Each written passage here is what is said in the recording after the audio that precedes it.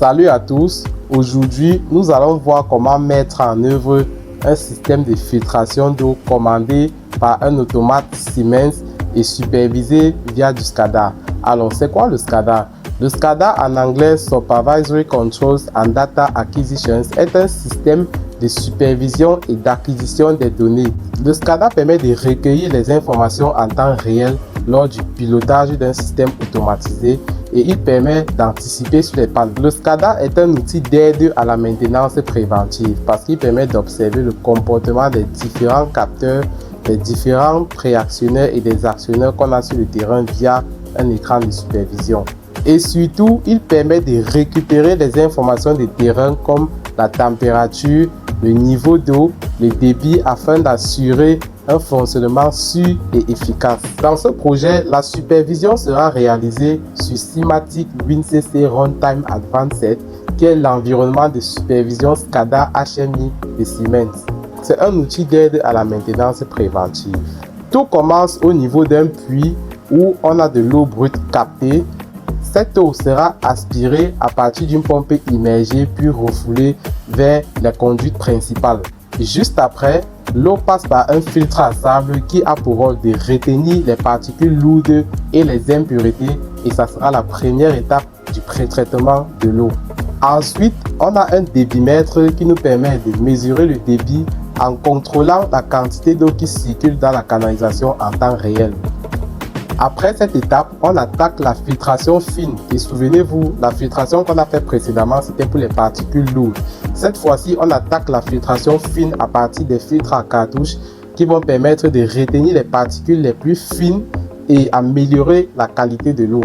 Dans la suite du circuit, on a la partie thermique équipée d'un brûleur et d'un échangeur thermique qui assure le chauffage et le transfert de chaleur au fluide. Ensuite, nous allons procéder à une deuxième filtration à partir d'un filtre à cartouche et nous allons contrôler à nouveau son débit avant son arrivée dans la cuve de stockage. Enfin, l'eau est stockée dans le réservoir et pour sécuriser le remplissage, nous allons utiliser les capteurs de niveau d'eau, notamment un capteur de niveau bas et un capteur de niveau haut.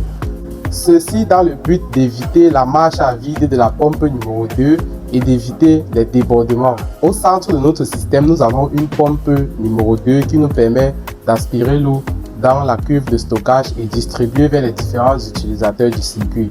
Et nous avons aussi un panneau de commande équipé d'un bouton marche et d'un bouton d'arrêt. Je vous invite à suivre la vidéo jusqu'au bout parce que je vais vous expliquer comment tout cela s'enchaîne, comment est-ce que l'automate fait pour gérer la sécurité, comment est-ce qu'on contrôle le débit, la température et le niveau de chauffage. Nous allons commencer par la conception du réseau SCADA en utilisant un PC système. Un PC système, pourquoi? Parce que nous avons besoin d'une taille d'écran assez large pour pouvoir faire entrer les différents éléments qui constitueront notre système automatisé. Alors nous allons venir sur Add New Device, on va ajouter un nouveau matériel. Cette fois-ci, on va aller sur PC System, donc on va laisser HMI, on vient sur PC System parce qu'on veut des écrans beaucoup plus grands. On va venir sur Simatic HMI Application, on vient sur WinCC RT Advanced, on double-clique dessus.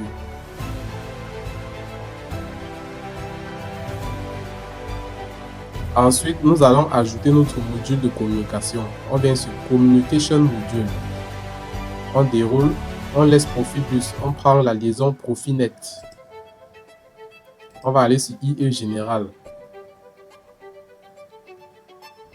On va donc glisser et venir déposer sur le Simatic PC Stations.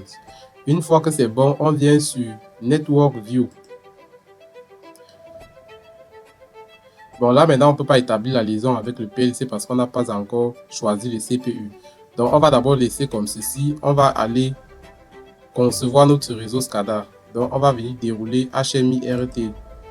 On passe sur Screen parce que c'est sur Screen qu'on crée les écrans.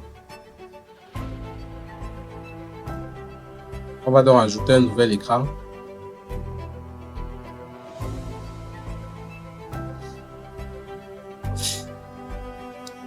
Une fois que l'écran est ouvert, nous allons donc configurer les dimensions de l'écran en fonction de la dimension de notre écran que nous avons sur notre machine.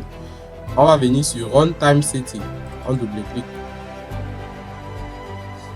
Ensuite, on va venir dérouler Screen Resolutions. C'est ici qu'on va choisir les dimensions de l'écran. Donc, je vais monter. Je vais prendre un écran qui a une taille de 1440 en termes de hauteur et 900 en termes de largeur. Je vais désactiver la fonction Full Screen parce que je ne veux pas que le mode plein écran soit activé pendant la simulation sur WinCC. Une fois que c'est bon, je vais constater que la taille de l'écran a changé. Donc, je vais venir double-cliquer sur Screen 1. Nous allons constater que l'écran est devenu plus grand que ce qu'il y avait précédemment. Donc, on va donc commencer avec l'ajout des éléments. Je vais d'abord mettre mes identifiants, ce qui m'identifie dans toutes mes vidéos. Je vais mettre ma photo et je vais mettre mon nom, mon prénom en bas. Donc, je viens